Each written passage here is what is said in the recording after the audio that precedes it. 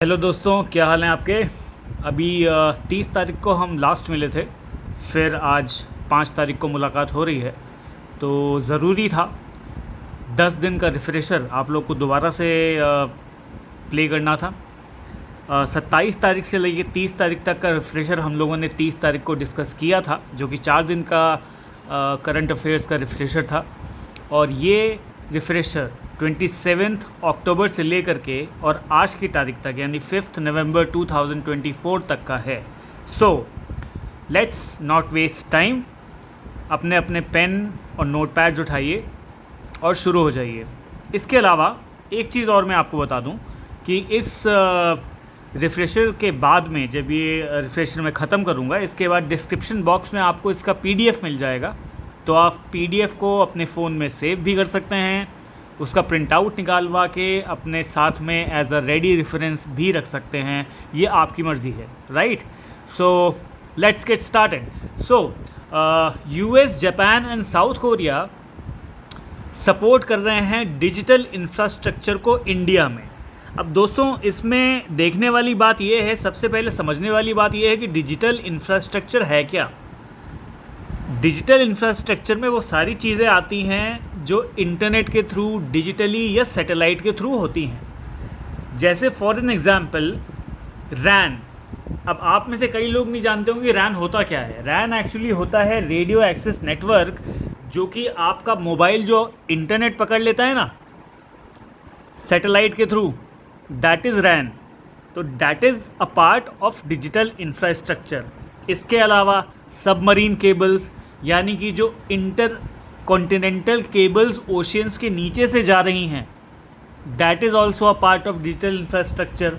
Optical fibre network, आपके घर में जो ब्रॉडबैंड चल रहा है, वो DTH चल रहा है, वो that is also a digital infrastructure. Telecom towers, data centres, smart cities, e-commerce, artificial intelligence, ये सब एग्जांपल्स हैं डिजिटल इंफ्रास्ट्रक्चर के। So United States, Japan and South Korea, they are now getting to support India in digital infrastructure. यहाँ तक clear है, right. अब इसके आगे बढ़ते हैं। तो ये करना क्या चाहते हैं, इसमें 3 बड़े बैंक इन्वॉल्व हैं। जैसे जैसे मैं ये आपके सामने की टेक अवेज ला रहा हूँ, आप इनको देखते रहिए। इसमें 3 बड़े बैंक्स इन्वॉल्व हैं, जो कि एक है development finance corporation bank, DFC, जो कि यूनाइटेड स्टेट्स का बहुत बड़ा बैंक है। It's really really really big bank. इसके अलावा एक्जिम बैंक ऑफ कोरिया भी इसमें इन्वॉल्व है, और Japan bank for international cooperation, JBIC, that is also involve in this. तो ये 3 बैंक मिलके इंडिया में डिजिटल इंफ्रास्ट्रक्चर को सपोर्ट करेंगे, और इनकी कोशिश ये भी रहेगी कि इंडिया के जो प्राइवेट बैंक्स हैं वो भी इनके साथ में आएँ और इनको सपोर्ट करें इंडिया के डिजिटल इंफ्रास्ट्रक्चर को और स्ट्रॉन्ग करने के लिए, राइट। तो इसमें समझने के लिए और कुछ नहीं है। इसमें जो क्वेश्चंस आ सकते हैं वो यही आ सकते हैं कि कौन कौन से बैंक्स हैं जो इंडिया में डिजिटल इंफ्रास्ट्रक्चर को सपोर्ट कर रहे हैं। तो आपको बैंक्स के नाम याद रखने हैं, DFC, JBIC और एक्जिम बैंक ऑफ कोरिया। कौन सी कंट्रीज़ हैं जो डिजिटल इंफ्रास्ट्रक्चर को सपोर्ट कर रही हैं, वो है US, जापान और साउथ कोरिया। अलावा इसमें समझने का कुछ नहीं है। बाकी आपके पास PDF होगा रेडी रेफरेंस के लिए, आप देख सकते हैं। आगे बढ़ते हैं। साइक्लोन आया Dana, hits Odisha and West Bengal coast में बहुत बुरा प्रभाव पड़ा है। वहाँ के जो कोस्टल एरियाज़ हैं, ख़ासतौर पे वेस्ट बंगाल और ओडिशा के, वहाँ पे बहुत ज़्यादा तबाही मची है। इंफ्रास्ट्रक्चर का बहुत नुकसान हुआ है, करोड़ों में नुकसान हुआ है। अभी तो शायद गिनती भी नहीं हो पाई है। कई लोग बेघर हो गए हैं। सरकार NDRF के थ्रू वहाँ पे हेल्प करवा रही है। अभी काफ़ी कुछ उसमें वहाँ पे सुधार भी हुआ है। पर दोस्तों, देखने वाली बात ये है कि ये इस साल आया तीसरा साइक्लोन है। जो पहला साइक्लोन आया था इंडिया में, वो मई में आया था, जिसका नाम था रेमल। वो आया था वेस्ट बंगाल में और बांग्लादेश में, बहुत भारी तबाही मचाई थी, राइट। सेकंड आया अगस्त में, ठीक है, वो आया अरेबियन सी में, उसका नाम था आसमा। उसने भी बड़ी भारी तबाही मचाई अरेबियन सी की साइड में, गुजरात और ये आपका जो महाराष्ट्र का कोस्टल रीजन है, और आपका जो ये तमिलनाडु का जो कोस्टल रीजन है वहाँ पे, राइट। और अब आया है दाना। तो ये 3 साइक्लोन झेलने के बाद में इंडिया की जो इकोनॉमिकली जो लॉस हुआ है वो तो किसी ना किसी तरह रिकवर हो जाएगा, बट जो लोगों का प्रॉपर्टी लॉस हुआ है, लोगों का जो अपना बनाया हुआ घर गया, ये सब चीज़ें हुई, लोग बेघर हुए, इसके लिए सरकार क्या करेगी ये देखने वाली बात है। तो इसमें क्या क्वेश्चन बन सकता है, वो क्वेश्चन ये बन सकता है कि 3 साइक्लोन इस साल जो आए उनके नाम क्या थे। तो ऑर्डर वाइज आप याद रखिए, रेमल, आसमा और दाना। कहाँ कहाँ आए? रेमल आपका आया बंगाल और बांग्लादेश के बीच में, राइट। फिर रेमल आपका आसना जो आया वो आया आपका अरेबियन सी में, और दाना फिर से आपका आया बे ऑफ बंगाल में, right. So you need to remember these things, right. So going forward ये बहुत इंपॉर्टेंट है, इसको प्लीज़ आप नोट करिए। ये साइक्लोन के नाम आप हमेशा याद रखिएगा, और ये कहाँ पे आए, कौन से कोस्ट पे आए, और किस कोस्ट पे इन लोगों ने सबसे ज़्यादा जो है वो तबाही मचाई, ये चीज़ आपको बहुत ज़रूरी है याद रखना, right. So don't forget it. Moving forward, India ranked 176 in the first global nature conservation index 2024। अब भैया ये ऐसा है कि हर कंट्री हर साल कोई ना कोई नया रैंकिंग निकाल देती है। तो इस साल ये रैंकिंग निकाली है इज़राइल ने। इज़राइल के साथ में एक एनजीओ भी इन्वॉल्व है जिसका मैं अभी आपको नाम बताऊंगा।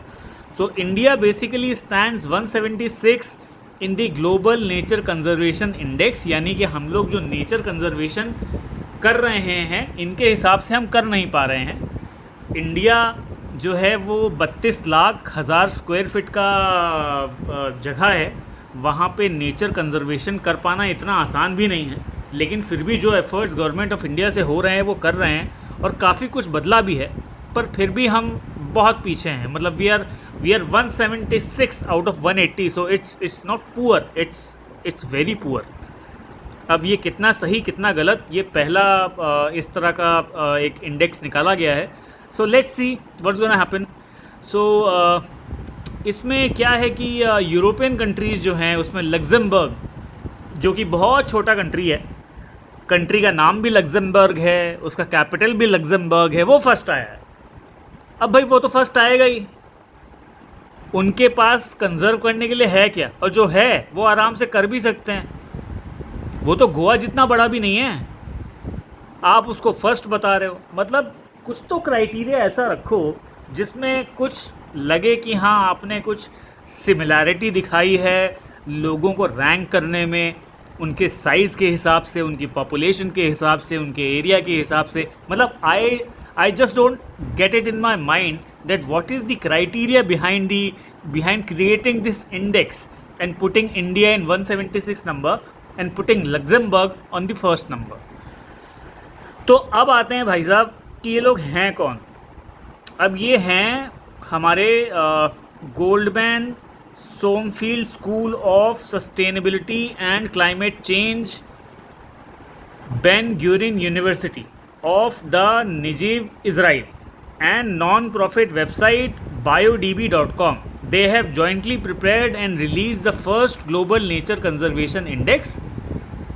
तो भाई बहुत बहुत बधाई आप दोनों को, आप लोगों ने बहुत अच्छा काम किया है। आगे चल के पता चलेगा आप लोग और कितना अच्छा काम कर पाते हैं और कितना क्रिटिसिज्म आपके लिए आता है, right. So moving forward guys,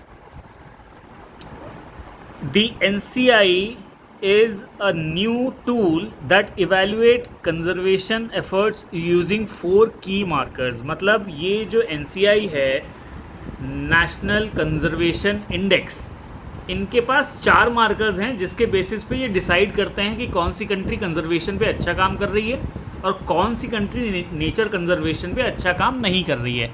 क्या है वो 4 मार्कर्स, आइए देखते हैं। पहला है लैंड मैनेजमेंट।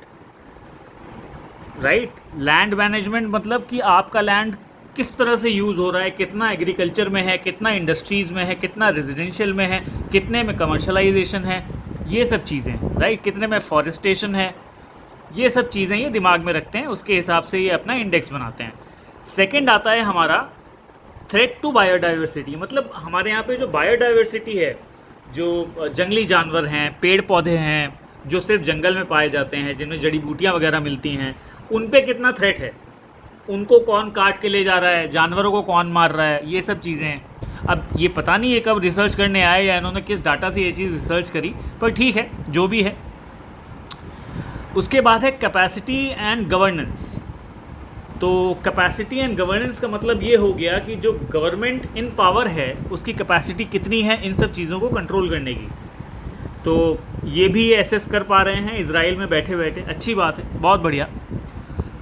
और फिर है फ्यूचर ट्रेंड्स, मतलब कि ये 3 पैरामीटर्स जो मैंने आपको ऊपर के बताए, इनके हिसाब से ये फ्यूचर ट्रेंड एनालाइज करेंगे और उसके हिसाब से ये आपको रैंकिंग देंगे। तो मुझे तो ये एक बड़ा ही वेग सा सिस्टम लग रहा है, एक बहुत ही धुंधला सा सिस्टम लग रहा है। बाकी क्योंकि ये पहली रैंकिंग है, पहला इंडेक्स निकाला गया है, तो we'll accept it as it is, but in second time if it happens we'll have to see कि ये किस बेसिस पे इस तरह से रैंकिंग्स निकाल रहे हैं, right. So let's move forward. Queen of Indian hockey Rani Rampal retires, this is a bad news for hockey lovers. Rani Rampal, जिन्होंने कि 14 इयर्स की एज में 2007 में डेब्यू किया था वर्ल्ड कप में, और वो अब तक की शायद महिला हॉकी की सबसे ज़्यादा सफल खिलाड़ी रही हैं, उन्होंने इस खेल से परमानेंटली रिटायरमेंट ले लिया है। अब ये 30 साल की हो चुकी हैं और फॉर्मर इंडियन कैप्टन भी रही हैं रानी रामपाल, और she is also known as the queen of Indian hockey, right. As I told you, the hockey governing body in India, Hockey India has decided to retire jersey number 28 as an honour for Rani Rampal, यानी कि 28 number की Jersey जो रानी रामपाल पहनती थी वो hockey India federation ने अब हटा दी है। उस जर्सी को अब कोई भी खिलाड़ी नया या पुराना नहीं पहन पाएगा। ये एक जेस्चर है, ये एक एक तरह से एक भाव है जो इंडियन हॉकी फेडरेशन ने रानी रामपाल को प्रेजेंट किया है कि आपने जो जर्सी पहनी है वो जर्सी आगे कोई भी नहीं पहनेगा, 28 नंबर की जर्सी आगे नहीं चलेगी इंडियन विमेंस हॉकी में। Rani Rampal has played 254 international matches, 254 international matches इन्होंने खेले हैं, जिसमें इन्होंने 120 गोल किए हैं। Since making her debut at just 14 years of age, जैसा कि मैंने आपको बताया 14 साल की उम्र में इन्होंने ओलंपिक में सीधे क्वालिफायर में कज़ान में इन्होंने अपना डेब्यू किया था, and she became the youngest women to represent India at the senior level in hockey. मतलब वैसे तो अगर आप हॉकी को या क्रिकेट को या किसी भी खेल को आप ऊपर नीचे बांटे तो वो एज वाइज बढ़ता है, under 12, under 14, under 16, under 19, but आप सोचिए कि रानी रामपाल में सन 2008 में कितना टैलेंट रहा होगा कि उनको 14 साल की उम्र में ओलंपिक क्वालिफायर जैसे मैच में खेलने का मौका मिला और वहाँ पे उन्होंने स्कोर किया। So this is big. Rani Rampal played a key role in Indian team that won a silver medal at the Asia Cup in 2009, यानी कि 2009 में कितने साल की रही होंगी, 15 साल की। उस समय इन्होंने वहाँ पे बहुत बड़ा रोल निभाया था, कई गोल किए थे और एशिया कप जीता भी था, एंड उन्होंने ब्रॉन्ज मेडल जीतने के लिए भी एशियन गेम्स में 2014 में काफ़ी अच्छा काम किया था, वहाँ पे भी इनका कंट्रीब्यूशन बहुत ज़्यादा था। तो इनको ऐसे ही क्वीन ऑफ इंडियन हॉकी नहीं कहा जाता है। रानी रामपाल एक इंडियन विमेन हॉकी का बहुत बड़ा नाम है और हमेशा रहेंगी। इसके आगे इनके फ्यूचर प्लान्स क्या है ये देखते हैं। She has decided to coach the Indian national women's hockey team, जो कि एक अच्छी बात है। अगर रानी रामपाल जैसी कोच इंडियन वुमेंस हॉकी को मिलती है तो I am sure Indian women's hockey का फ्यूचर बहुत अच्छा होने वाला है.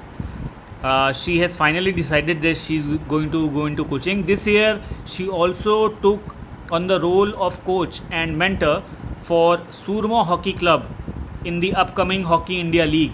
तो एक सूरमा हॉकी क्लब है, ये उसकी मेंटोर बनेंगी और जो आने वाली हॉकी इंडिया लीग है उसमें ये सूरमा क्लब को रिप्रेजेंट करेंगी as a mentor. Rani Rampal is the first Indian women hockey player in the country where a stadium has been named after her. हाँ, ये बात बताना बहुत ज़रूरी है. यूपी के रायबरेली में जो एक टाइम में रेलवे स्टेडियम कहा जाता था, अब उसको नाम चेंज करके उसका नाम हो गया है Indian railways modern coach factory has been renamed as Rani girls hockey turf. जो पहले नाम होता था Indian railways modern coach factory stadium, now that has been renamed. अब उसका नाम बदल के रख दिया गया है Rani's girls hockey turf. So ये मेरे ख्याल से कोई स्टेडियम आज तक किसी क्रिकेट प्लेयर के नाम पे भी नहीं रखा गया.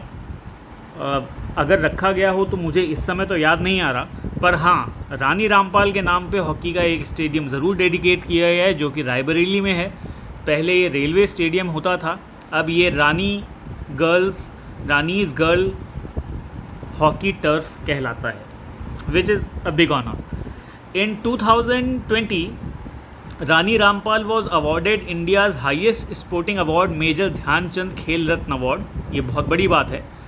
और 2020 में ही Rani was conferred India's 4th highest civilian award, that was Padma Shri. यानी कि ये पद्मश्री भी हैं और इनको स्पोर्ट्स का जो हाईएस्ट अवार्ड है मेजर ध्यानचंद अवार्ड वो भी मिल चुका है. स्टेडियम इनके नाम पे हो चुका है. 14 साल की उम्र में इनका डेब्यू हुआ था.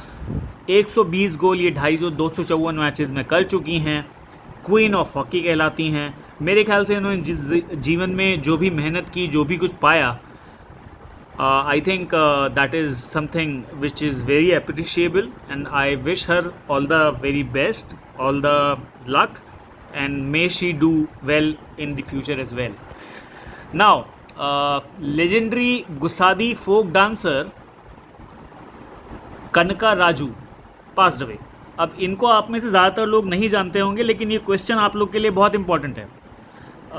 गुसादी एक तरह का फोक डांस होता है जो कि पहले के आंध्र प्रदेश में होता था, अब ये पार्ट तेलंगाना में चला गया है. तो गुसादी फोक डांसर थे कनका राजू, और इन्होंने इंटरनेशनल लेवल पे गुसादी फोक डांस को बहुत ऊपर तक पहुंचाया है. इन्होंने इंदिरा गांधी के सामने 1983 में परफॉर्म किया था, जहां पे इंदिरा गांधी ने इनको नोटिस किया और इनको अपॉर्चुनिटी दी कि ये बाहर जाएं और बाहर जाके इस फोक डांस को लोगों को बताएं, उनको अवेयर कराएं. और कोइंसिडेंटली लोगों को ये डांस पसंद भी आया और इनको वर्ल्ड फेम भी मिला, राइट. तो उस लिहाज से देखा जाए तो ये काफ़ी लेजेंडरी आदमी थे. इन्होंने गुसादी जैसे फोक डांस को बहुत आगे बढ़ाया और इंटरनेशनल लेवल पे उसको लेके गए, जो बहुत बड़ी बात है. ये 84 इयर्स के थे जब इनकी डेथ हुई. कनका राजू उस समय के Marlawai village Jainoor mandal of Komaram Bheem Asifabad district in Telangana, जो उस समय आंध्र प्रदेश में होता था, वहाँ पे इनका जन्म हुआ था. और Raju was named for national honour of Padmashri. इनको भी पद्मश्री मिला 2021 में for his role in taking the folk dance to the world. जैसा कि मैंने आपको बताया कि पूरी दुनिया में इन्होंने गुसादी फोक डांस को आगे बढ़ाया है, उसका काफ़ी लोगों तक उस डांस फॉर्म को पहुंचाया है. तो उसके लिए इनको पद्मश्री भी अवार्ड किया गया था 2021 में. That was with Modi government of course. Hailing from the Rajgonda tribe, ये एक राजगोंडा ट्राइब है जो अब तेलंगाना में है, वहाँ से आते हैं. Raju popularized the rhythmic dance of Gusadi in 1982. He captured the nation's imagination when he performed in front of the Prime Minister Indira Gandhi. तो जैसा मैं आपको पहले बता चुका हूँ कि इन्होंने 1982 में जब इंदिरा गांधी के सामने परफॉर्म किया तब ये लोगों की नज़र में आए और इनको अपॉर्चुनिटीज़ मिली बाहर जाने की, इस फोक डांस को, इस फोक कल्चर को लोगों को दिखाने की, बाहर की दुनिया को बताने की और उनको ये समझाने की कि हाँ ये भी एक कला है। और फॉर्चुनेटली लोगों ने उसको पसंद भी किया और इसीलिए साउथ में और ख़ास तौर पे आंध्र प्रदेश और तेलंगाना में इनका बहुत नाम है और इनको बहुत माना जाता है।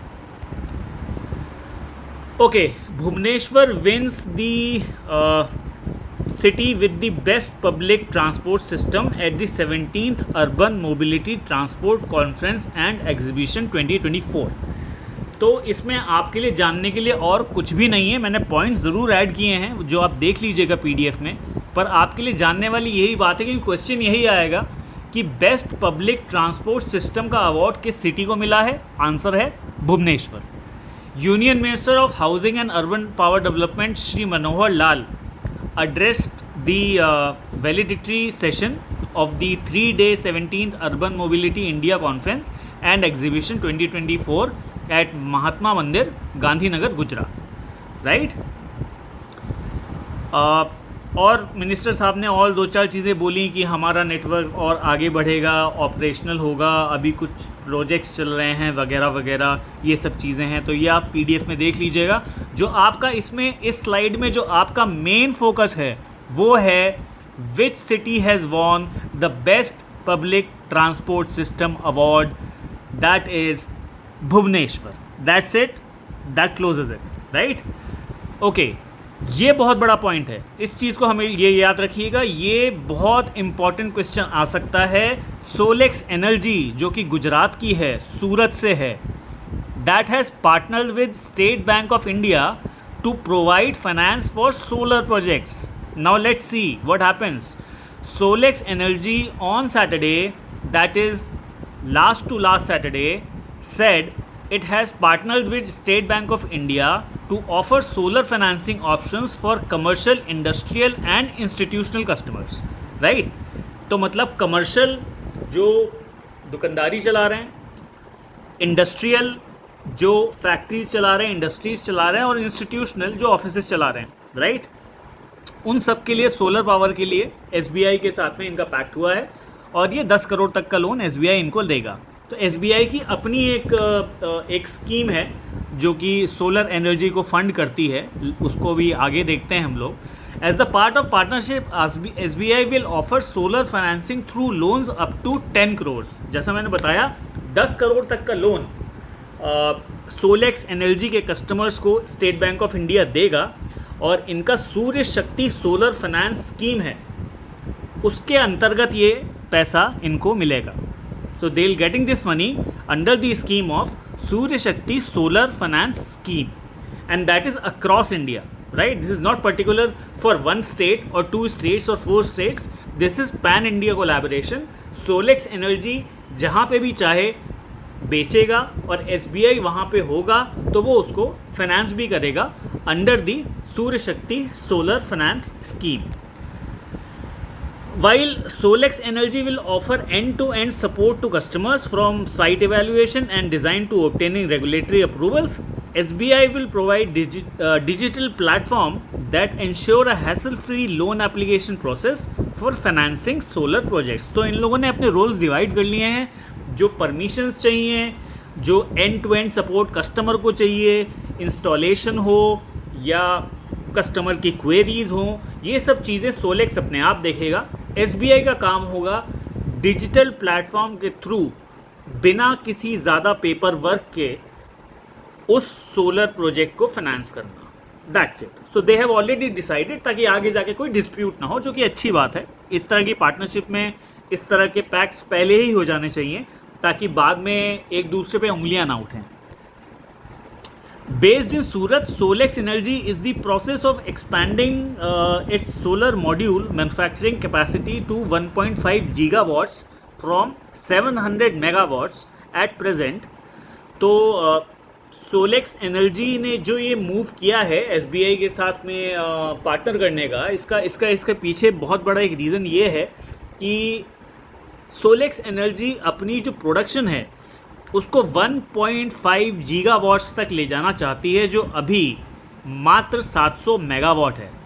तो इसमें कितना टाइम लगेगा ये तो वक्त बताएगा, पर हाँ, अगर ये पार्टनरशिप, अगर ये कोलैबोरेशन काम कर गया अच्छे से तो बहुत ज़्यादा टाइम नहीं लगेगा। SBI name the best bank in India for 2024 by global finance magazine. Now ये सबसे बड़ा बैंक है इंडिया का, obviously state bank of India. आप गांव देहात कहीं चले जाइए, आपको SBI हमेशा मिलेगा।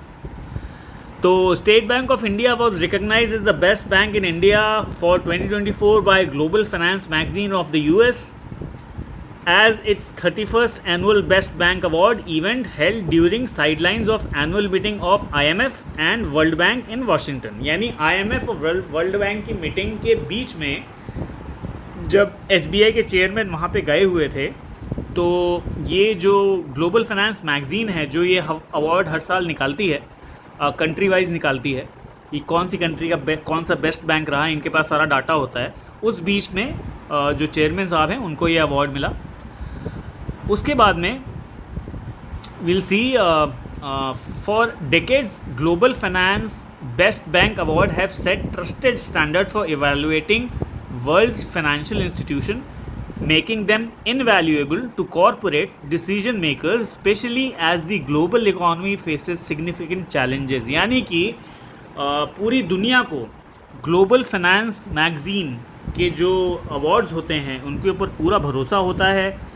जब ग्लोबल फाइनेंस मैगज़ीन किसी बैंक को बेस्ट बैंक का अवार्ड देती है तो लोग उस पर भरोसा करते हैं, लोग वहाँ इन्वेस्ट करते हैं, अपना पैसा जमा करते हैं, वहाँ से लोन लेते हैं।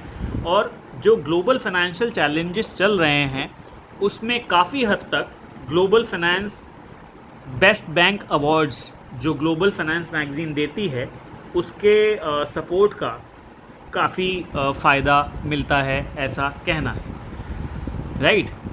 अब आते हैं हम स्लाइस पे। स्लाइस एक फिनटेक प्लेटफॉर्म है जो 2016 में शुरू हुआ था।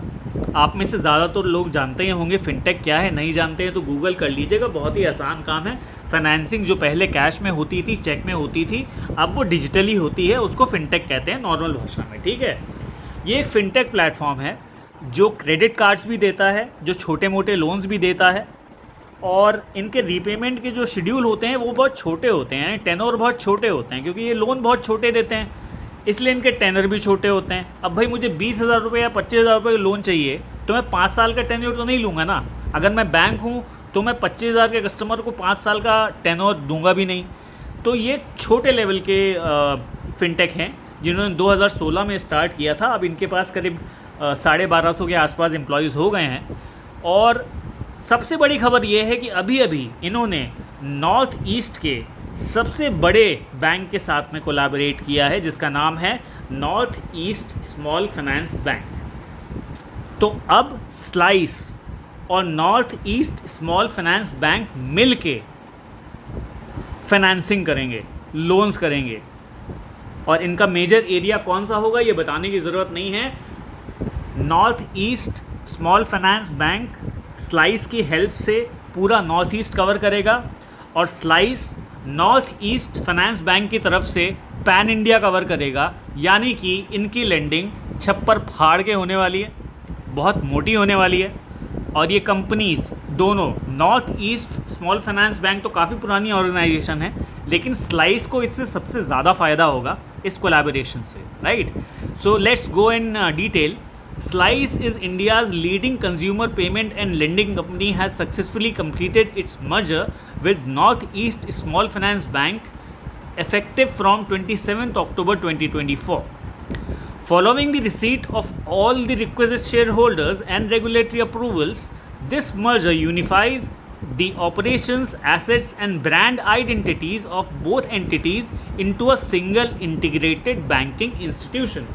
यानी कि जो भी पेपर वर्क चाहिए था, जो भी कुछ अप्रूवल्स चाहिए थे, चाहे वो गवर्नमेंट से हों, चाहे वो आपस में हों, म्यूचुअल हो, वो सारे कंप्लीट हो चुके हैं। और अब ये बैंक एक इंटीग्रेटेड सिंगल एंटिटी है, इंटीग्रेटेड बैंकिंग इंस्टीट्यूशन है। Slice north East Small Finance bank अब इस ऑर्गेनाइजेशन का पूरा नाम होगा।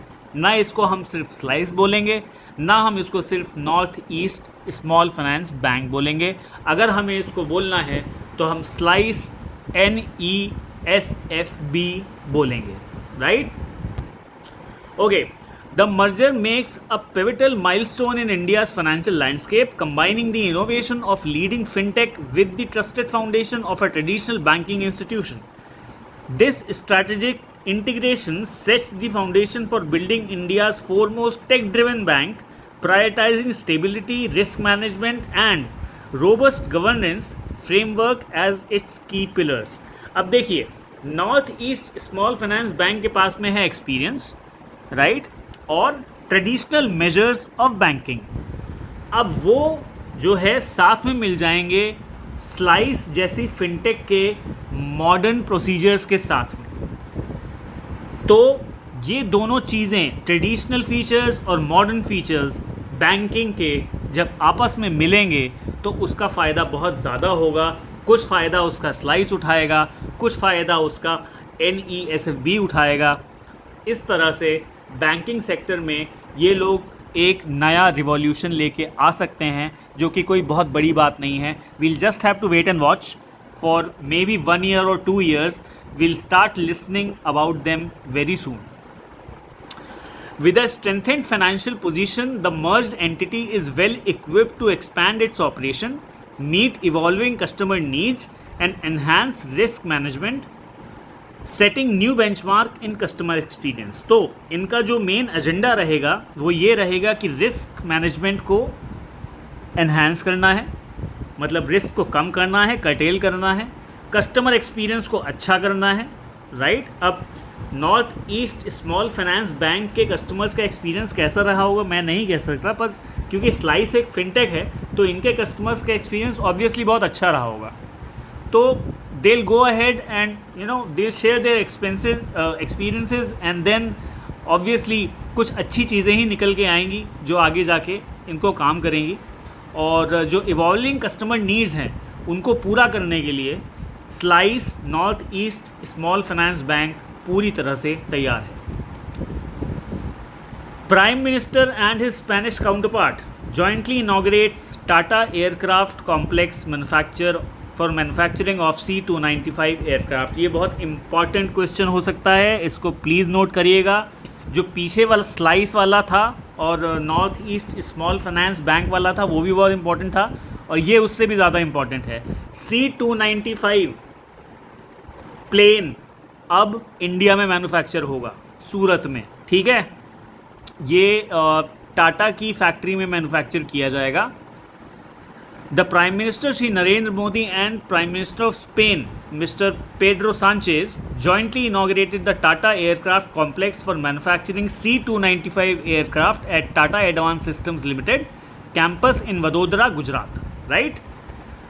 ये मैंने आपको बता दिया था। Under C-295 program, a total of 56 aircraft are to be delivered, out of which 16 are being already delivered. यानी कि 56 एयरक्राफ्ट डिलीवर होने थे C-295 के स्पेन से, जिसमें से 16 ऑलरेडी डिलीवर हो के स्क्वाड्रन में आ चुके हैं। 40 बनने हैं, तो वो 40 जो बनेंगे वो यहाँ बनेंगे वडोदरा में, ठीक है? तो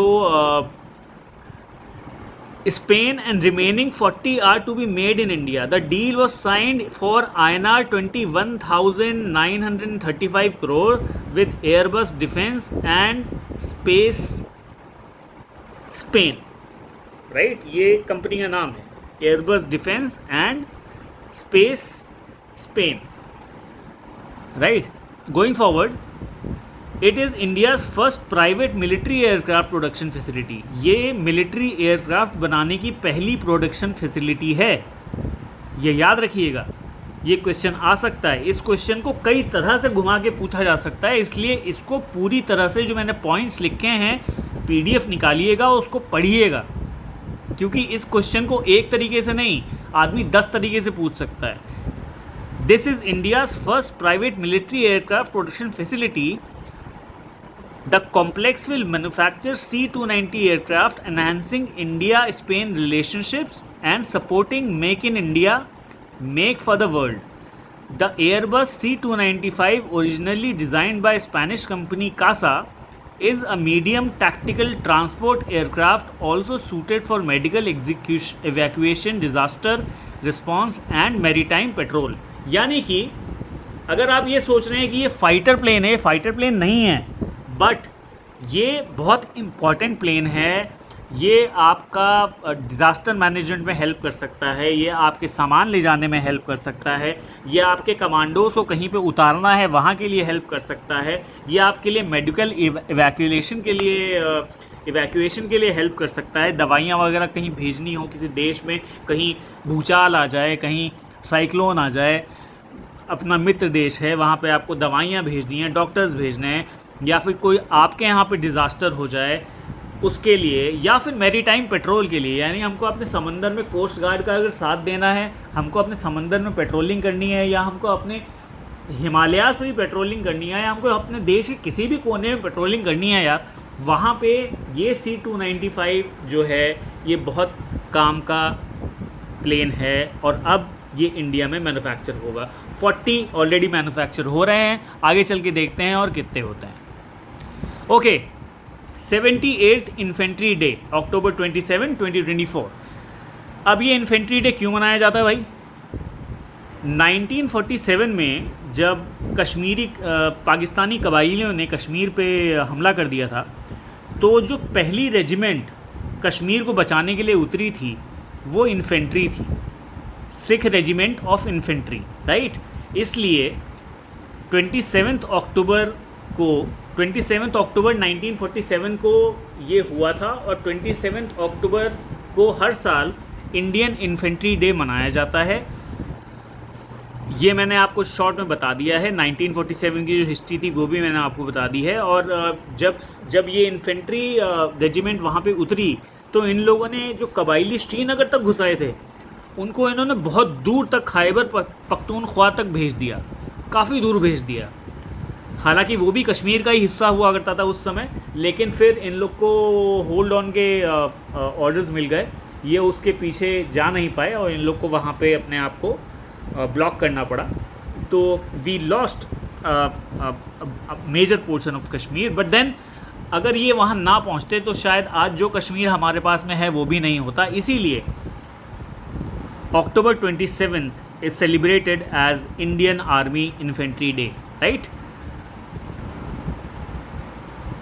The Director General of Infantry right now in his message told the infantrymen and exhorted them to dedicate themselves to a core value of bravery, sacrifice, selflessness, devotion on duty and professionalism, and to remain indomitable in their resolve to defend the integrity and sovereignty of the nation।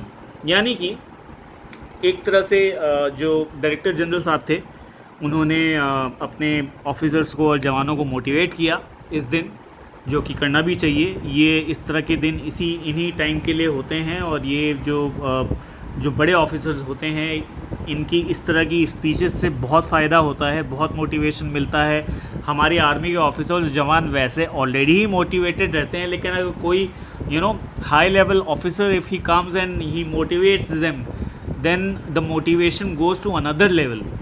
सो आप सोच सकते हैं कि इसका बहुत फ़र्क पड़ता है। सो just remember, when is the Indian army infantry day celebrated? It is 27 अक्टूबर।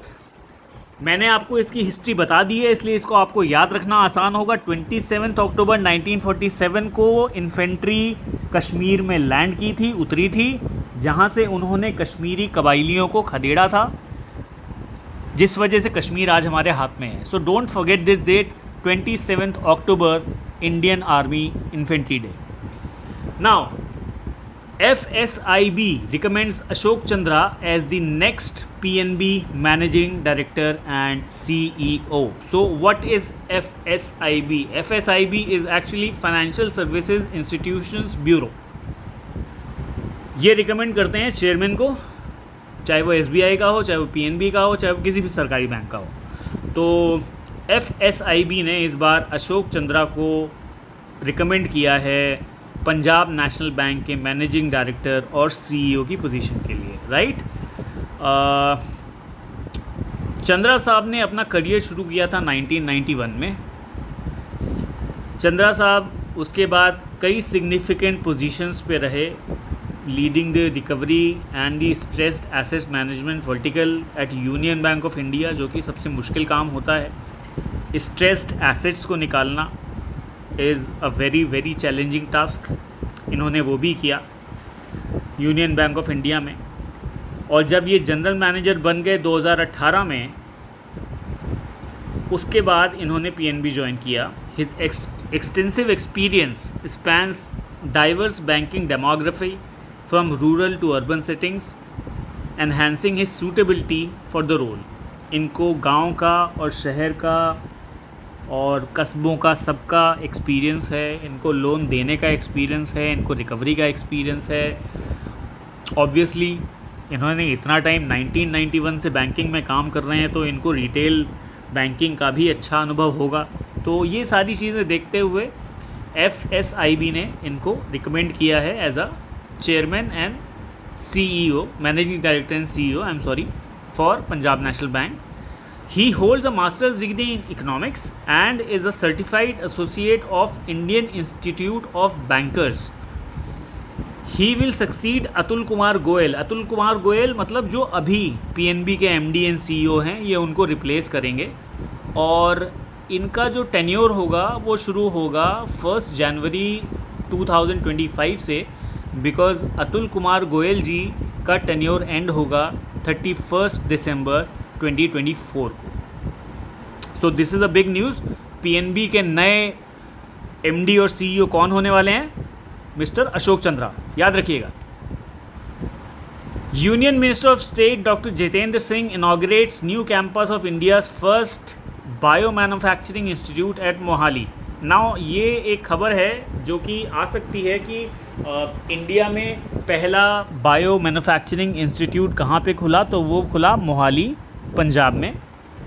अब बायो मैन्युफैक्चरिंग एक्चुअली क्या होती है, इसके बारे में आपको मैं ज़्यादा क्या बताऊं, आप इसको गूगल पे भी देख सकते हो। बेसिकली मैं ये बता सकता हूं कि जो नॉर्मल किसान अपने खेतों में सब्जियां उगाता है, अनाज उगाता है, या जो भी कुछ उगाता है, उसमें कभी फर्टिलाइज़र गलत हो पड़ जाते हैं, कभी उसमें कीड़े लग जाते हैं, कभी मिट्टी में कुछ हो जाता है, कभी उसके जो प्रोसीड्स होते हैं, चाहे वो गेहूँ हो, चावल हो, सब्जियां हो, उनमें घुन लग जाता है, कीड़ा लग जाता है। तो उसके लिए एक बायो मैन्युफैक्चरिंग यूनिट शुरू की गई है, जिससे कि फार्मर्स की हेल्प होगी अच्छी प्रोड्यूस करने के लिए, अच्छी फसलों को प्रोड्यूस करने के लिए।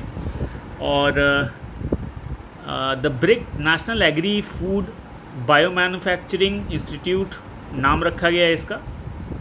Formed through the strategic merger of NABI and CIAB, is poised to transform India's agricultural landscape by uniting biotechnology and bioprocessing expertise। यानी बायोटेक्नोलॉजी और बायोप्रोसेसिंग दोनों को मिक्स करके ये एक अलग तरीके की, एक हेल्दी तरीके की फसलों को, सब्जियों को, फलों को उगाने की कोशिश करेंगे।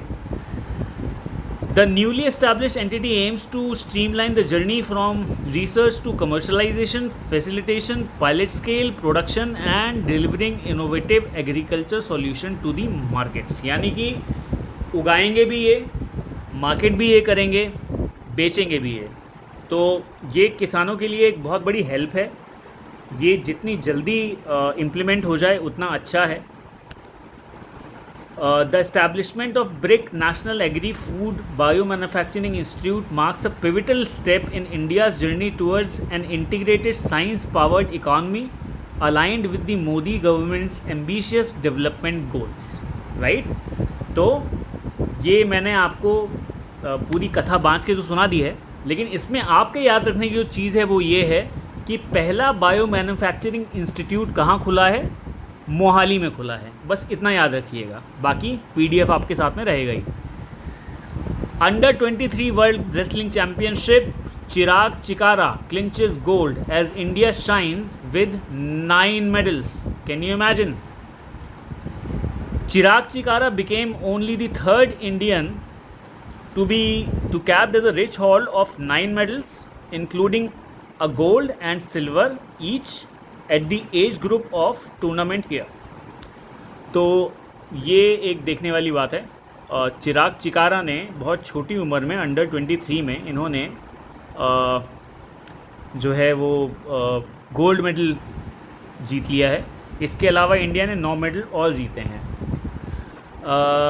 ही becomes the second Indian man after Paris Olympic bronze medalist Arman Sehrawat to win the gold at the under 23 championship. यानी इससे पहले इस चैम्पियनशिप में ब्रोंज जीता गया था, पेरिस ओलंपिक में ब्रोंज जीता था अरमान सहरावत ने, और अब इन्होंने वर्ल्ड रेसलिंग चैम्पियनशिप में गोल्ड जीता है। ये अपने आप में बहुत बड़ा अचीवमेंट है। तो इनका नाम याद रखिएगा, इनका नाम है चिराग चिकारा, और इन्होंने वर्ल्ड रेसलिंग चैम्पियनशिप में गोल्ड जीता है।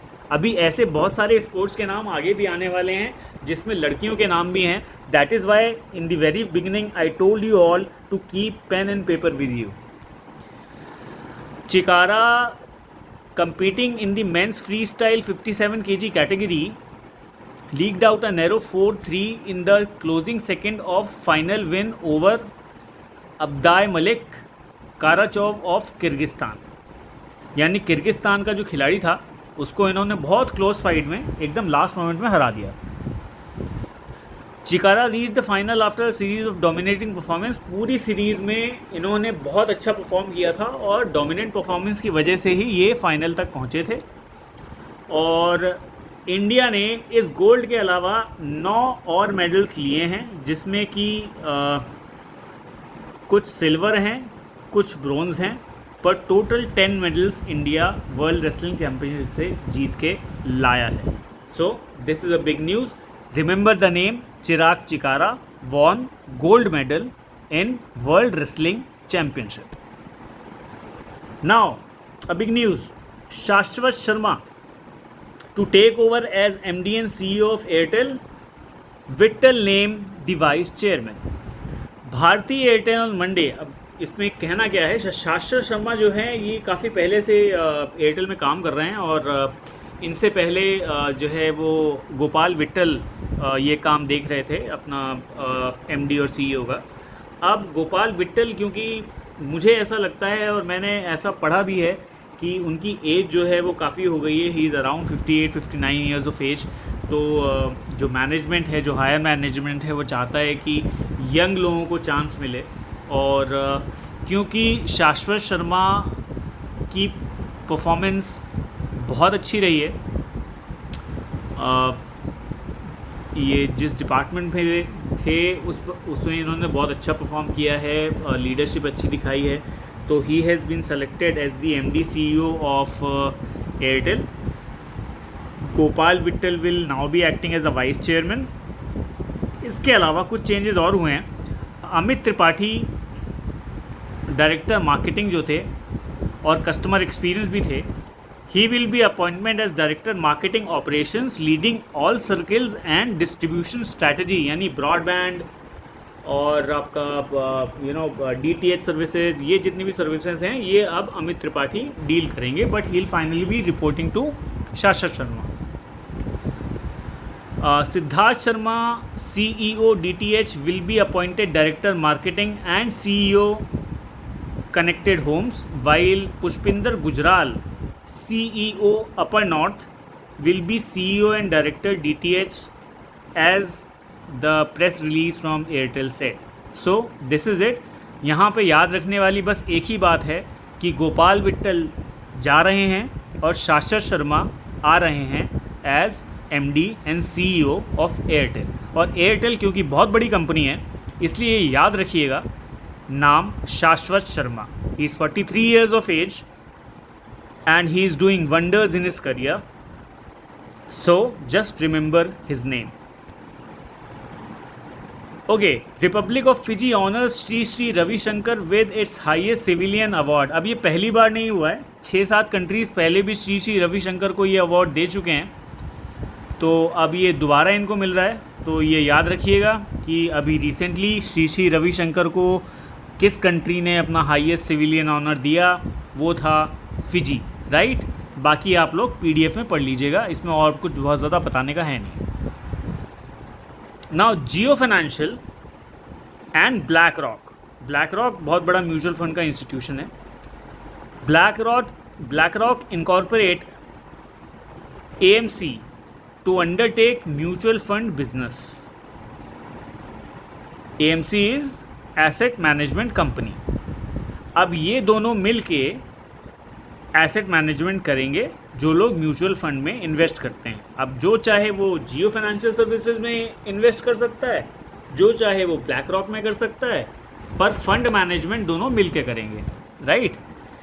तो ये एक याद रखने वाली बात है कि ये एक जॉइंट वेंचर शुरू हो गया है, ब्लैक रॉक जो कि एक बहुत पुराना नाम है म्यूचुअल फंड में, और जियो फाइनेंशियल सर्विसेज जो कि काफ़ी नया है म्यूचुअल फंड की दुनिया में.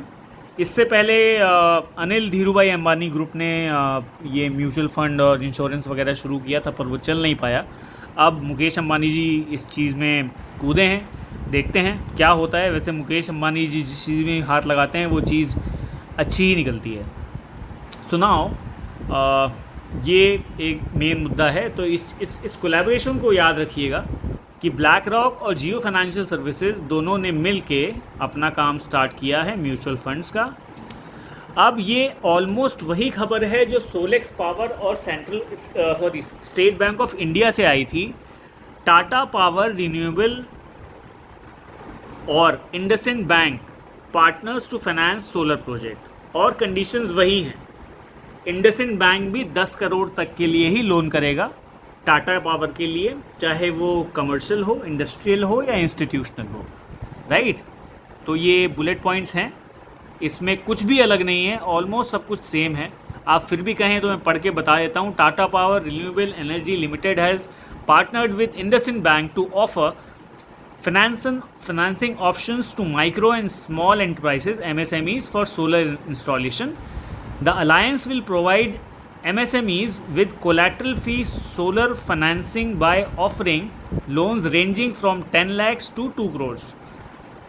अच्छा हाँ, गलत, यहाँ पे 2 करोड़ है. SBI 10 करोड़ तक दे रहा था, राइट. तो यहाँ पे जो मैक्सिमम है 2 करोड़ है और मिनिमम जो है 10 लाख है. Tata power renewable energy said in a statement on Tuesday. These loans contingent on the bank's credit approval require a 20% margin, यानी कि 20% का down payment, and come with competitive interest rate offering terms up to 7 years, यानी कि 7 साल का tenure इनको maximum मिलेगा.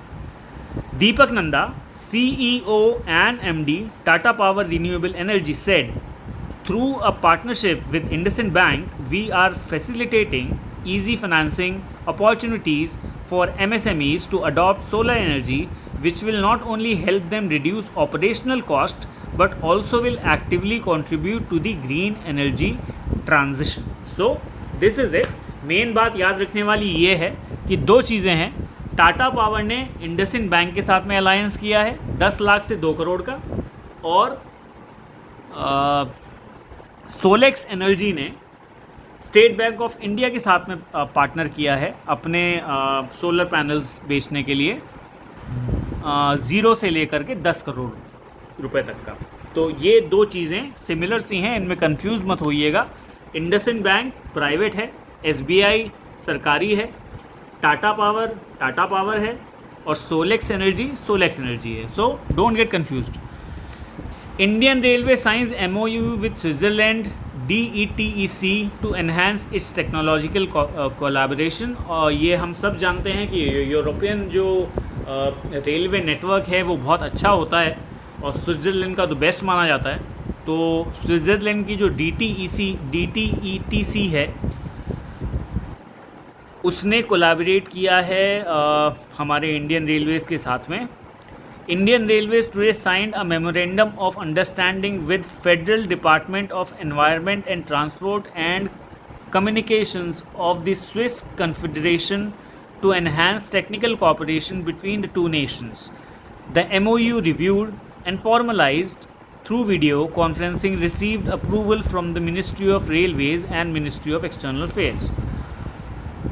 Addressing the MOU signing ceremony, Railway Minister Ashwini Vaishnaw highlighted that the MOU will provide a comprehensive framework for collaboration with the Indian Railways in various areas, including technology sharing, track maintenance, management, construction. He also said that this MOU aligns with the government's commitment to modernizing the Indian Railways. यानी कि track maintenance से लेकर के, manufacturing से लेकर के, construction से लेकर के जितनी भी चीज़ें होती हैं मॉडर्नाइज्ड वे में, वो अब DETEC हमारे लिए करेगा इंडियन रेलवेज़ के साथ मिलके, राइट। आगे बढ़ते हैं। World stroke day is celebrated on 29 अक्टूबर। इसको सेलिब्रेट करना कहेंगे या क्या कहेंगे मैं कह नहीं सकता, पर अभी ये 29 अक्टूबर को मनाया जाता है।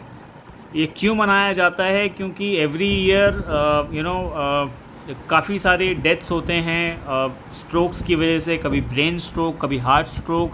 तो इसके प्रिवेंशन के लिए एक अवेयरनेस डे के तौर पे इसको 29 अक्टूबर को मनाया जाता है।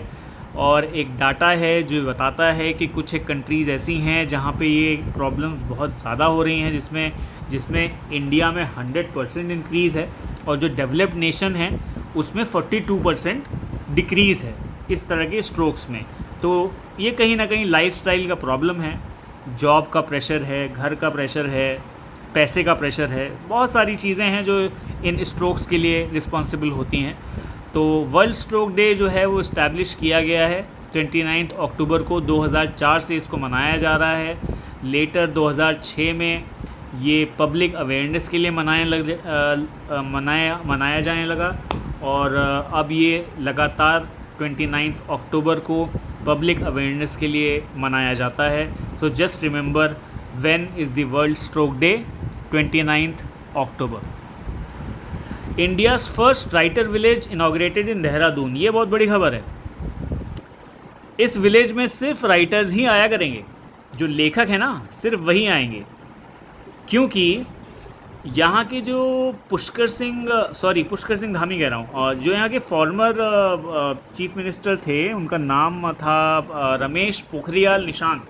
वो खुद एक राइटर थे और उनका ये एक ड्रीम प्रोजेक्ट था कि एक ऐसा गांव हो उत्तराखंड में पहाड़ों के बीच में जहाँ पे एक राइटर, एक लेखक चुपचाप बैठ के शांत दिमाग से सोच के कुछ अच्छा लिख पाए।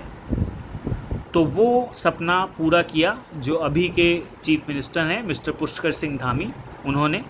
साथ में वहाँ के जो गवर्नर हैं लेफ्टिनेंट जनरल गुरमीत सिंह, वो भी वहाँ पे थे। It is believed that in this village writers will get calm and creative environment necessary for the creation of work.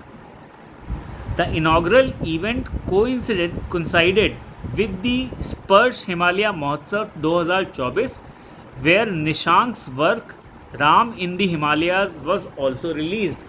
यानी कि जो मिस्टर पोखरियाल थे एक्स चीफ मिनिस्टर, उनका एक लेखन था राम इन दी हिमालयाज़, वो भी वहाँ पे रिलीज़ किया गया और उसका भी वहाँ पे प्रदर्शन किया गया। तो I think it was a good overall show रहा होगा, अच्छा।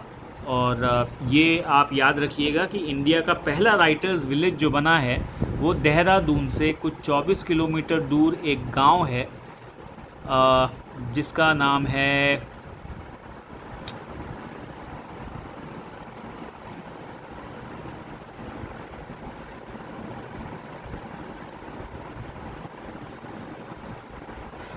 I'm really sorry, I think I forgot to write the name of the village. Thano village. Thano village is 24 kilometers away from Dehradun. So Thano village is the first village which is termed as Writers Village and was inaugurated by former President Mr. Ramnath Kovind, the Governor of Uttarakhand, the Chief Minister of Uttarakhand and the ex-Chief Minister of Uttarakhand. So remember this, first village, Writers Village is inaugurated in Dehradun, Thano village. Okay, so Vivek Debroy, economist and chairman of PM's Economic Advisory Council, passes away. This is a bad news. 69 years की as थी इनकी और बहुत पढ़े लिखे आदमी थे और ये इकोनॉमिस्ट थे। इकोनॉमिक एडवाइज़री काउंसिल जो EAC होता है, जो सीधे प्राइम मिनिस्टर को रिपोर्ट करता है, ये उसके चेयरमैन भी थे। तो इनके जाने का काफ़ी दुख हुआ प्रधानमंत्री जी को भी। उन्होंने अपने एक्स हैंडल पे ट्वीट भी किया इनके जाने के बाद। इनको पद्मश्री अवार्ड भी मिला हुआ था और ये पढ़ाते भी थे एक टाइम पे। पुणे में गोखले इंस्टीट्यूट है इकोनॉमिक्स का, वहाँ पे ये डीन भी रहे थे। और ये एक प्रोलिफिक राइटर थे, एडिटर थे। कई न्यूज़पेपर्स के लिए ये अपने आप ही एडिटिंग करते थे, उनको सलाह देते थे। इवन ये मतलब इतने ज़्यादा मिलनसार और प्रिय थे लोगों के कि कांग्रेस के general secretary mister Jairam Ramesh ने भी इनके चले जाने पे दुख व्यक्त किया है। तो ये न्यूज़ आप ज़रूर याद रखिएगा।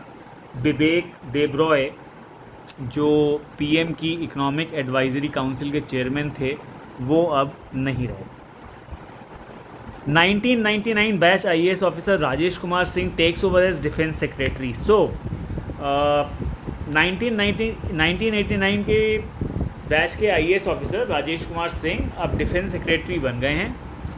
Rajesh Kumar Singh succeeded 1988 batch officer from Andhra Pradesh cadre Girdhar Armane.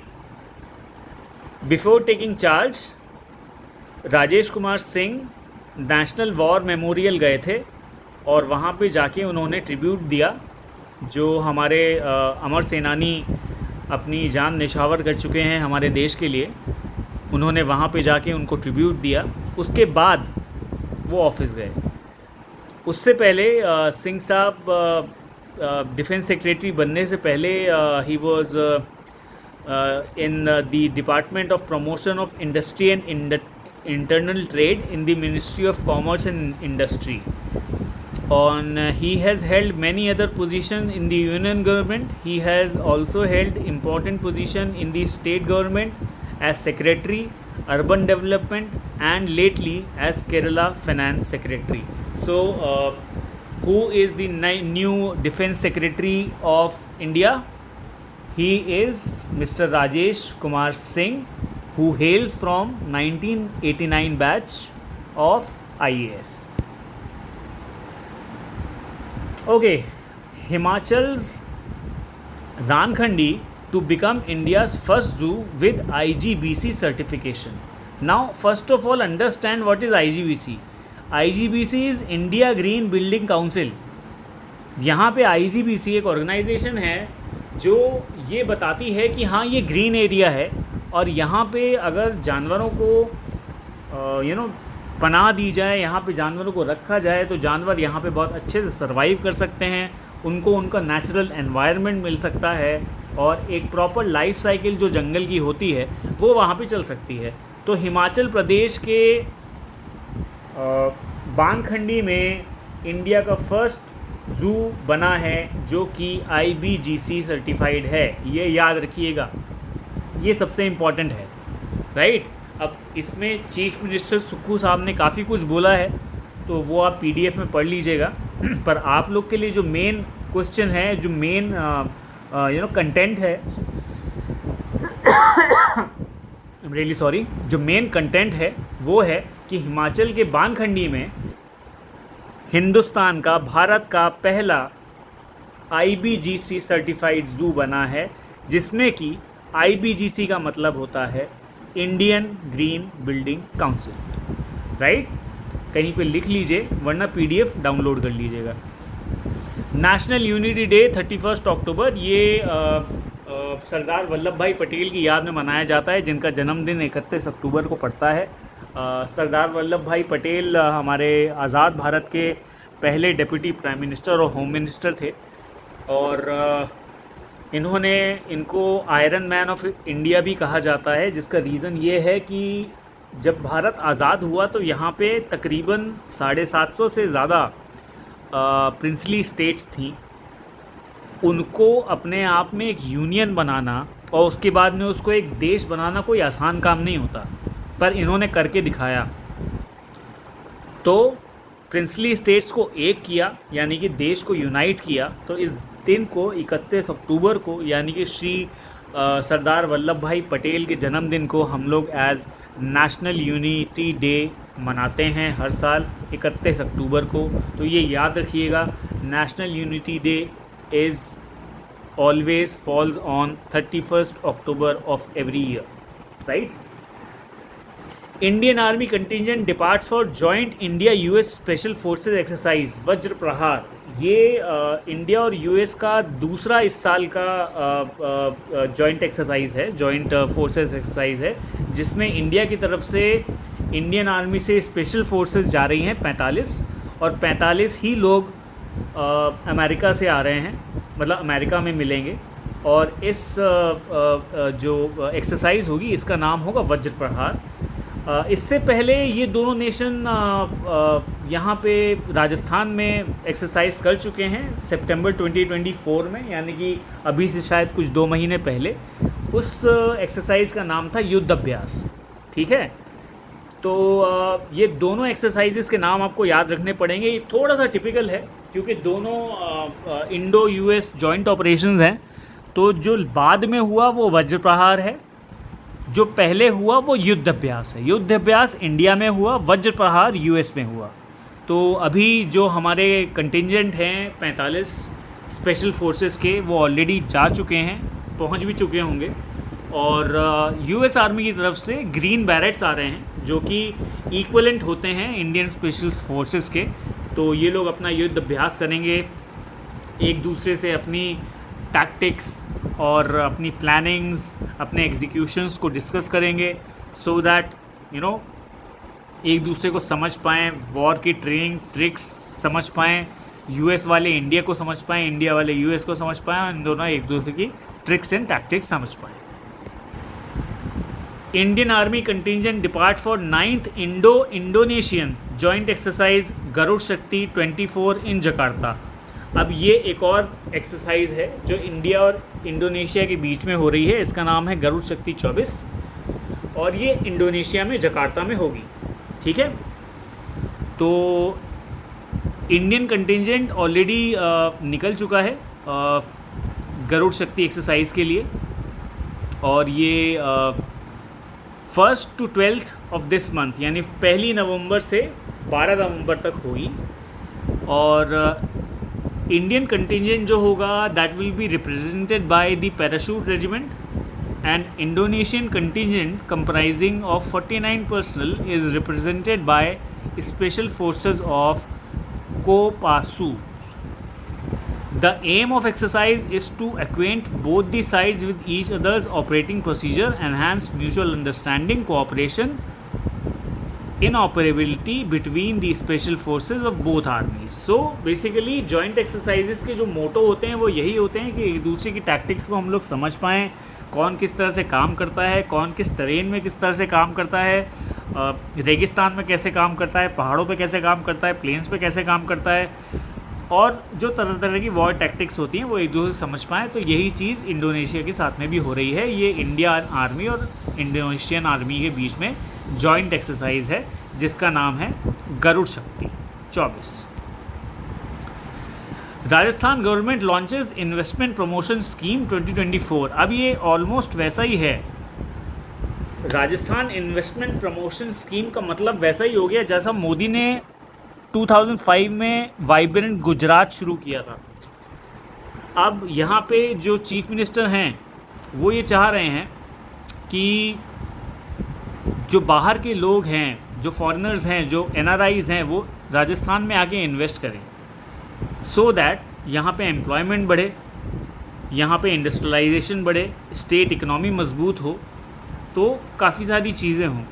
तो ये एक पैक्ट राजस्थान गवर्नमेंट ने लॉन्च किया है, इसको याद रखिएगा, राजस्थान इन्वेस्टमेंट प्रमोशन स्कीम। वैसे ऐसे क्वेश्चंस के आना थोड़ा मुश्किल होता है पेपर्स में, पर फिर भी मैंने दे दिया है क्योंकि राजस्थान ने पहला इस तरह का कोई इनिशिएटिव लिया है जिसको कि इन्होंने रिप्स का नाम दिया है।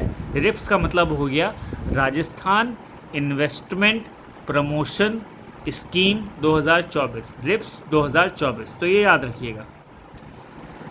Brazil opts out of China's belt and road initiative. ये चाइना के लिए एक बहुत बड़ा झटका है। ब्रिक्स नेशन में ब्राज़ील इंडिया के बाद दूसरा ऐसा कंट्री बन गया है जिसने BRI प्रोजेक्ट से अपना हिस्सा वापस खींच लिया है। उसमें ब्राज़ील ने ये रीज़न दिया है कि वो चाइना के साथ में फिर भी कॉर्पोरेट करेगा इन्वेस्टर रिलेशनशिप से, ऑल्टरनेटिव वेज से, using some of the BRI framework to create synergies between its infrastructure project and associated investment funds. But वो डायरेक्टली इस डील में नहीं जाएगा, ना वो ये चाहेगा कि BRI यानी belt and road initiative Brazil होके गुजरे, ठीक है।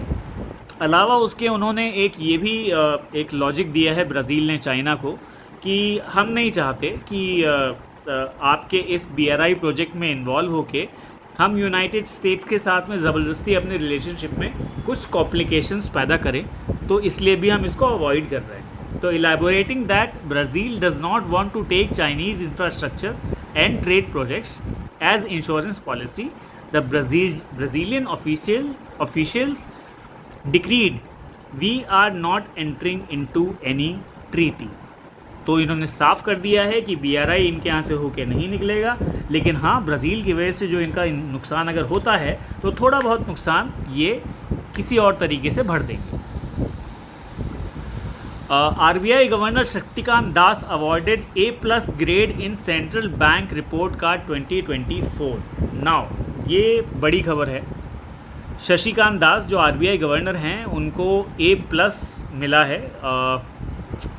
ये अवार्ड उनको DG ग्लोबल फाइनेंस समिट में मिला है जो कि वॉशिंगटन में होता है। और ये जो DG ग्लोबल फाइनेंस समिट होता है इसकी रेटिंग A+ से लेके F तक होती है। तो A+ हाईएस्ट होती है और F फेल होता है। तो शशिकांत दास को F+ मिला है, A+ मिला है। The award presented by global finance in Washington DC USA recognized RBI governor's excellent performance and effective leadership in steering India's APEX bank through complex economic challenges। मतलब जो इकोनॉमिक चैलेंजेस आए उसके बाद भी शशिकांत दास ने उन चीज़ों को कैसे हैंडल किया, कैसे टैकल किया, उसकी स्टडी पे, उसके बेसिस पे ये अवार्ड उनको दिया गया है, which is proud moment for India, क्योंकि ये अवार्ड लेना आसान नहीं होता, वो भी A+ कैटेगरी में। Global finance is headquartered in New York. इसका जो ग्लोबल फाइनेंस है इसका जो हेडक्वार्टर है वो न्यूयॉर्क में है।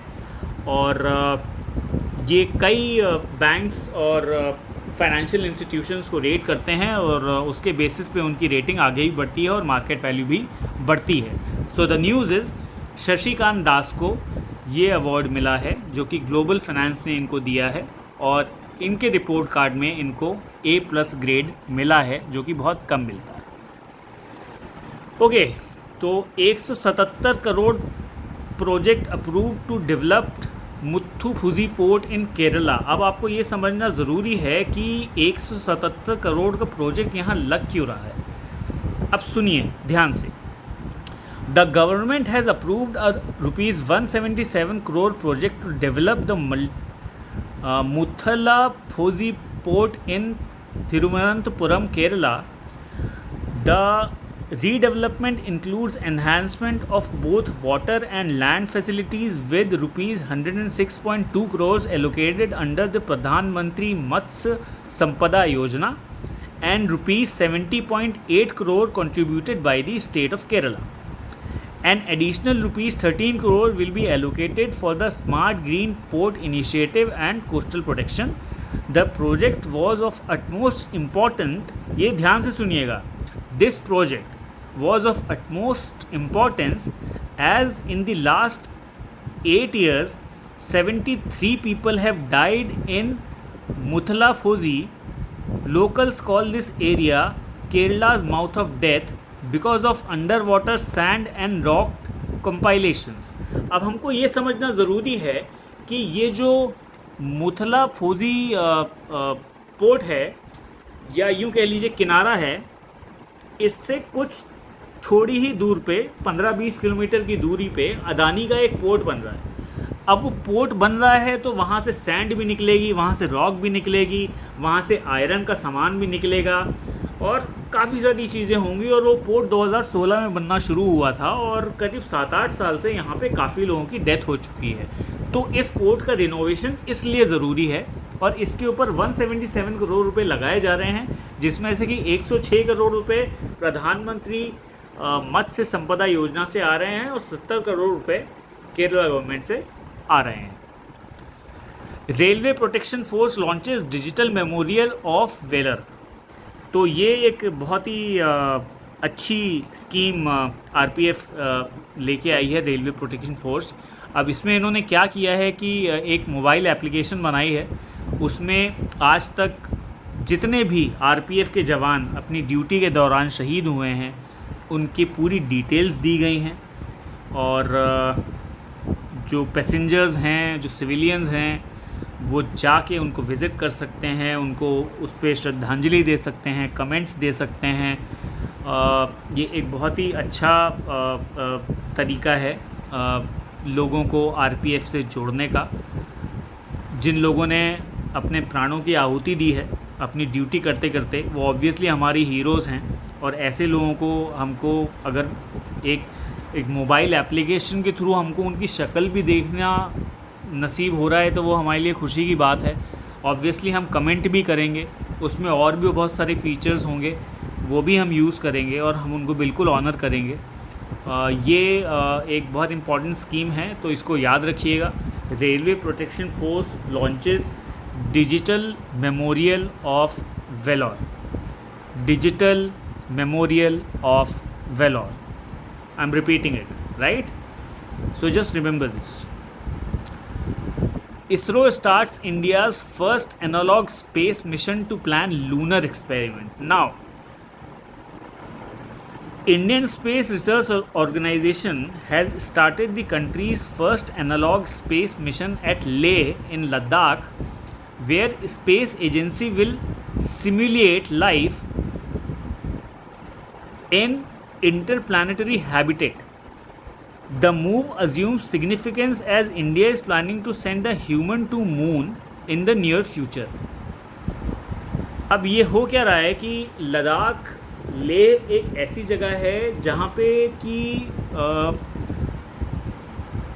पूरा तो मैं नहीं कह सकता, लेकिन ऑलमोस्ट एटमॉस्फेयर ऐसा ही हो जाता है जैसा चांद पे है। जैसे कि वहाँ पे ऑक्सीजन करीब 30 से 40% रह जाती है, ठंड बहुत ज़्यादा होती है, धूप आती नहीं है, और प्लस उसमें भी इन्होंने एक सिमुलेटर बना लिया है जैसा कि आप पिक्चर में देख पा रहे हैं। तो इसके अंदर एक आदमी बिठा दिया है।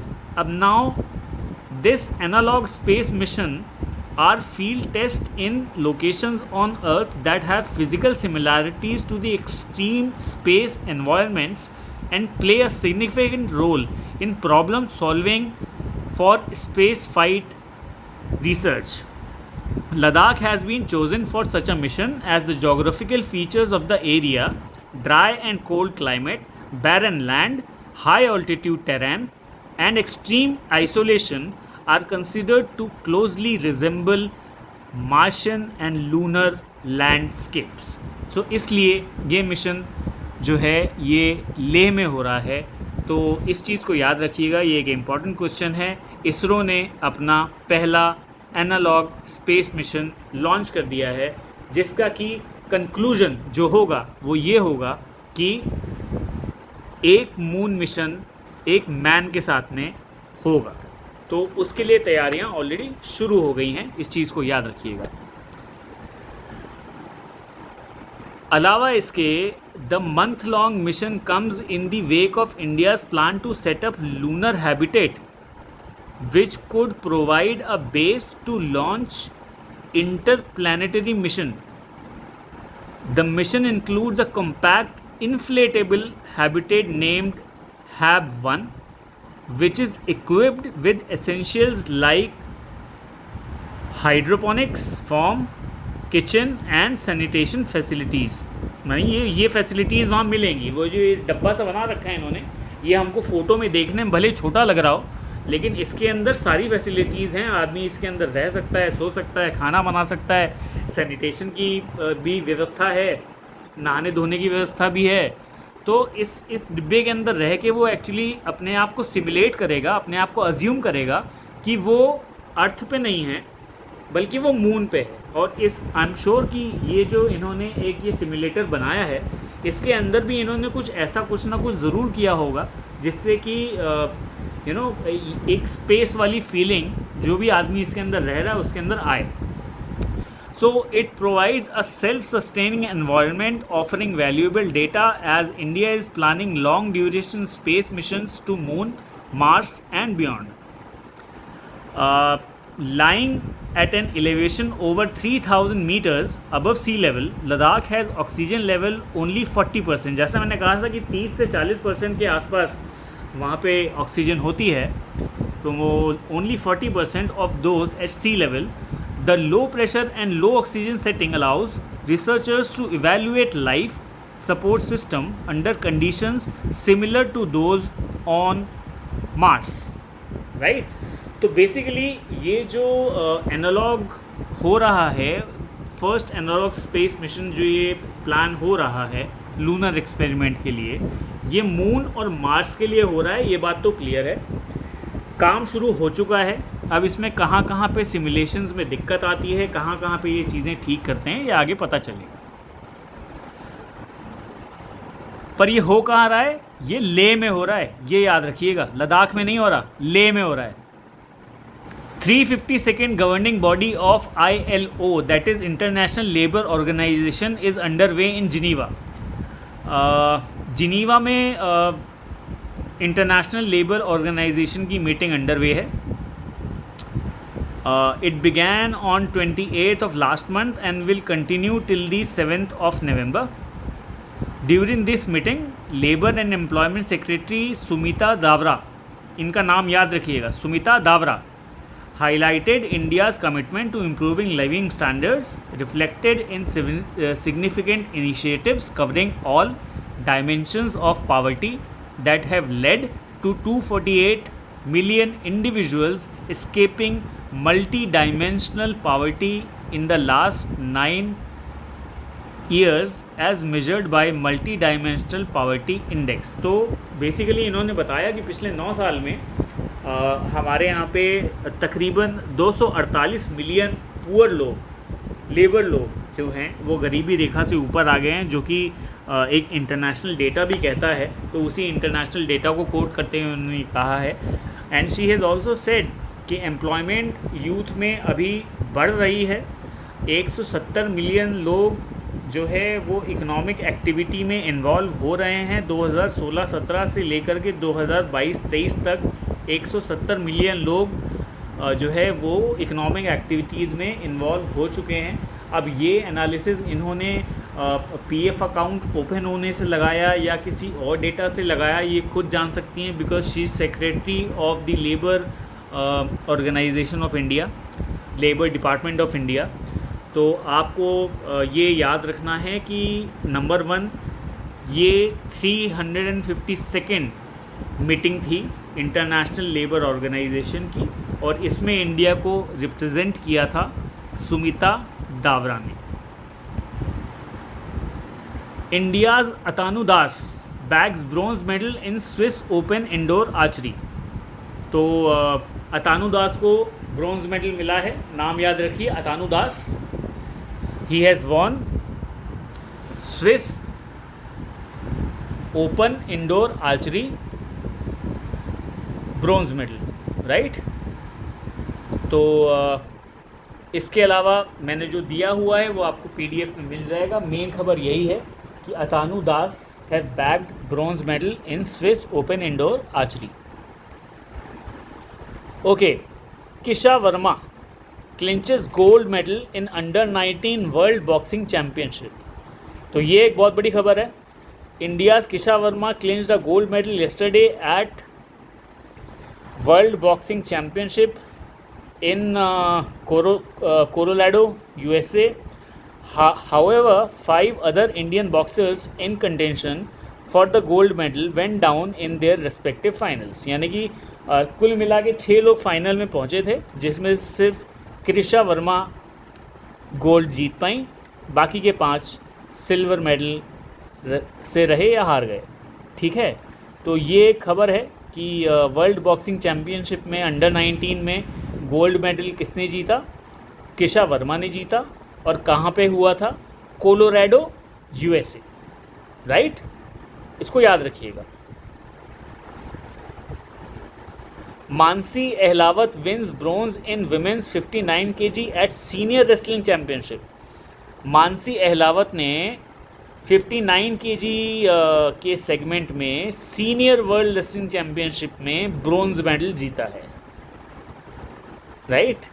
अब इन्होंने किसको हराया या ये किससे हारी, ये सब चीज़ें इसमें लिखी हुई हैं, आप पीडीएफ में देख लीजिएगा। जो मेन बातें हैं याद रखने वाली, मैं आपको वही बता रहा हूँ। मानसी अहलावत ने कांस्य पदक जीता है विमेंस 59 kg सेक्शन में सीनियर वर्ल्ड रेसलिंग चैम्पियनशिप में। तो प्लीज़ ये नाम याद रखिएगा, Mansi Ahlawat, right?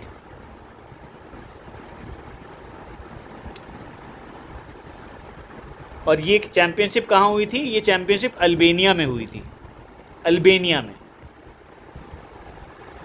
Okay, so UPI sets new record in October with 16.58 billion transaction worth INR 23.5 trillion. बाप रे बाप, यूपीआई ने रिकॉर्ड बनाया है अक्टूबर में 16.58 बिलियन ट्रांजैक्शंस का। ये तो नंबर ऑफ ट्रांजैक्शंस हैं, और जो इन ट्रांजैक्शंस की वैल्यू है वो है 23.5 ट्रिलियन।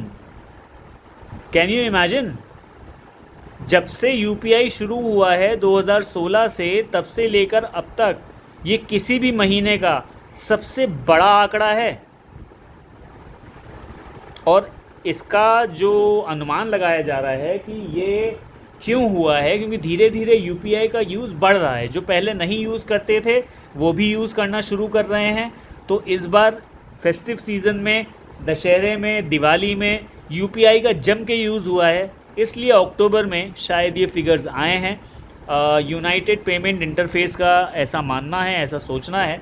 और आप याद रखिएगा, ये क्वेश्चन ज़रूर आ सकता है कि हाईएस्ट ट्रांजैक्शन किस महीने में रिकॉर्ड किए गए थे, किस साल रिकॉर्ड किए गए थे, और उनकी वैल्यू क्या थी, राइट? 23.5 ट्रिलियन, और नंबर ऑफ ट्रांजैक्शन था 16.58 बिलियन। ठीक है? So going forward, India commits to 30% to protected areas in updated biodiversity.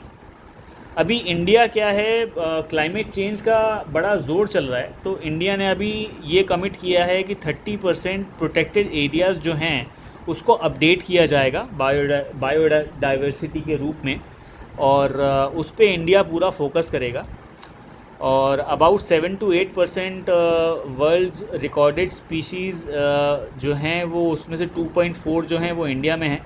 And India has set its biodiversity goal in 3 main areas. The first theme of reducing threats to biodiversity including 8 targets. The first 5 targets directly advocate major threats to biodiversity: land and sea use changes, pollution, species overuse, climate change and initiative of alien species, right? तो ये कोई बहुत बड़ी important news नहीं है, but क्योंकि ये climate change से रिलेटेड थी इसलिए मैंने इसमें इसको ऐड किया है। आप पीडीएफ में इसको एक बार ज़रूर देखिएगा, और देखिएगा अगर इसमें से कुछ आता है तो आप ज़रूर आंसर करिएगा। Coal India limited celebrated its 50th foundation day on 1 November. Coal India limited ने अपना गोल्डन जुबली सेलिब्रेशन किया 1 नवंबर को। The day began with respectful tribute at the coal martyrs memorial. जो कोयले की खदानें होती हैं उसमें अक्सर पानी भर जाता है, आग लग जाती है, लोग दब के मर जाते हैं, तो उनको कोल मार्टर्स कहा जाता है। तो ये पहला गोल्डन जुबली फंक्शन था जहाँ पे जो कोल इंडिया लिमिटेड के जो चेयरमैन हैं मिस्टर PM प्रसाद, उन्होंने खुद ट्रिब्यूट दिया ऐसे कोल मार्टर्स को जिनकी इस तरह से दुखद मृत्यु हुई थी। Coal India limited chairman PM Prasad unfurled the Coal India flag, symbolizing the company's enduring legacy and commitment to India's energy sector. Prasad also expressed gratitude to both past and present employees for their invaluable contribution towards the nation. Prasad emphasized that coal will remain a key energy resource for India for at least another 20 years. He reaffirmed Coal India Limited's critical role in meeting the country's energy requirement. So यहाँ पे याद रखने वाली बस एक ही बात है कि कोल इंडिया लिमिटेड की 50th फाउंडेशन डे कब हुआ था? 1 नवंबर को हुआ था. तो बेसिकली कोल इंडिया लिमिटेड का जो बर्थडे है वो 1 नवंबर को होता है, ये याद रखिएगा. Okay. Itaru Otani appointed as chairman of Yamaha motors in India. तो यामाहा मोटर्स जो इंडिया में लगभग फेल होती जा रही थी, तो जापान ने उसको चेंज करने के लिए एक कंसेप्ट क्रिएट किया है. They have bought Itaru Otani as chairman for Yamaha motors India. अगर मैं आपको इसको पूरी तरीके से बताऊं तो he have over 30 years of experience in global leadership roles. His focus will be on aligning Yamaha's offering with changing aspirations of Indian consumer, promoting stylish and sporty two-wheelers. Right जैसे कि आजकल जो बाइक्स चल रही हैं, ये Ninja विंजा, इस तरह की बाइक्स बड़ी चल रही हैं. मतलब मैं तो इतनी सुपर बाइक्स और स्पोर्ट्स बाइक के बारे में नहीं जानता, पर मैं सड़क पे देखता हूँ काफ़ी कुछ चलता रहता है. पर यामाहा की उस तरह की कम्पिटेटिव बाइक कोई दिखती नहीं है. तो जो ये ओतानी साहब हैं, इनका ये कहना है कि ये उस कंपटीशन में अपनी बाइक्स को एक प्रीमियर लीग में लेके आएंगे. ना ओतानी साहब जो हैं वो अपने साथ वेल्थ ऑफ एक्सपर्टीज़ लाते हैं, क्योंकि ये लीडरशिप पोजीशंस में रहे हैं, डाइवर्स ग्लोबल मार्केट्स में रहे हैं, including Australia, Brazil and Japan. यहाँ भारत में आने से पहले ओतानी जी ने चीफ जनरल मैनेजर का काम किया था लैंड मोबिलिटी बिजनेस ऑपरेशन में जापान में, जहाँ पे वो लीड करते थे क्रूशियल इनिशिएटिव, जिन्होंने एक आकार दिया, एक रूप दिया यामाहा के ग्लोबल स्ट्रैटेजी को इन मोटरसाइकिल सेगमेंट स्पेशली. इसीलिए शायद इनको इंडिया भेजा गया है, क्योंकि इनकी एक्सपर्टीज़ जो हैं वो मोटरसाइकिल सेगमेंट में. इनका एक एक्सटेंसिव बैकग्राउंड है सेल्स मार्केटिंग का और कॉर्पोरेट स्ट्रैटेजी का, जो इनको इस लायक बनाता है कि ये समझ सकें और नेविगेट कर सकें complexities of Indian market effectively. यानी कि इंडियन मार्केट में क्या प्रॉब्लम्स आ रही हैं, यहाँ पे लोगों का जो कस्टमर्स हैं उनका विचारधारा क्या है, वो किस सोच के साथ में नया व्हीकल लेते हैं, उनको क्या क्या चीज़ों की रिक्वायरमेंट होती है एक बाइक में, वो क्या एस्पायर करते हैं, ये सब चीज़ें समझने में इनकी बड़ी एक्सपर्टीज़ हैं, ऐसा यामाहा का मानना है. इसलिए इनको यहाँ पे पोस्ट किया गया है. तो let's wish him all the best and we hope that he does well over here as a chairman of Yamaha India motors limited, and all the best to him. So my friends, that's it for today.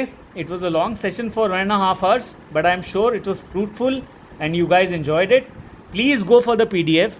PDF का या तो save कर लीजिएगा या print out निकाल लीजिएगा. It will be very handful for you. अगर ready reference हाथ में रहेगा तो आपको बार बार वीडियो को देखने की ज़रूरत नहीं पड़ेगी. प्लस अगर वीडियो देखेंगे तो बार बार आगे पीछे करना पड़ेगा, वो बड़ा बोरिंग हो जाता है. इससे तो हाथ में पेपर रख लो यार, या न्यूज़पेपर अपना ये PDF अपने मोबाइल पे लोड कर लो. ठीक है. So I will see you soon again with the 3-day update of the weekly affairs. Maybe after 3 days. Before that मैं कुछ uploads और डालूँगा जो आप देखिएगा, जो कि अलग अलग टॉपिक्स पे होंगे. पर जो मेरा अगला करंट अफेयर का अपडेट आएगा वो 3 दिन बाद ही आएगा. Right. So have a good time, enjoy, study hard, all the very best. Thank you so much.